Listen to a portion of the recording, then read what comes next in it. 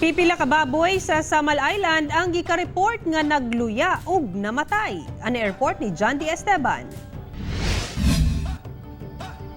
Ginasusi karon sa otoridad ang duha ka baboy sa barangay Mambagubi sa Samal Island nga nagluya ug namatay kay gidudahang dunay African Swine Fever o ASF. Duna sab na report nga nagluya nga mga binuhing baboy sa Kaputian District.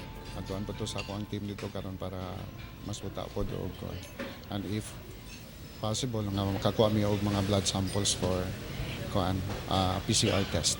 Busa di malikayan sa mga hog raisers nga mabalaka sama ni Rusty Celeberio nga taga Barangay Peña Plata. Panigurado gyud daw nga makulban sila og kaldero o galing moigo sa isla ang sakit kung dili mapugnan. Goal po ni. Okay. Masing maamong pro sa baboy, masing na.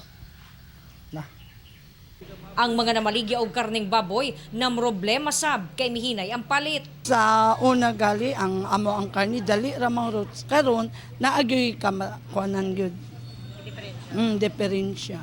Ginabantayan sab sa lokal nga panggamhanan ang mga presyo sa ubang karne sama sa manok, baka hasta isda aron masigurong walay magpasulabi og presyo.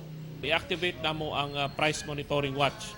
Na naman may task force gi-create ani last year. So karon i-activate na mo to monitor the prices. Kauban si Mel Colmenares sa kamera. Ako si John D. Esteban para sa One Mindanao.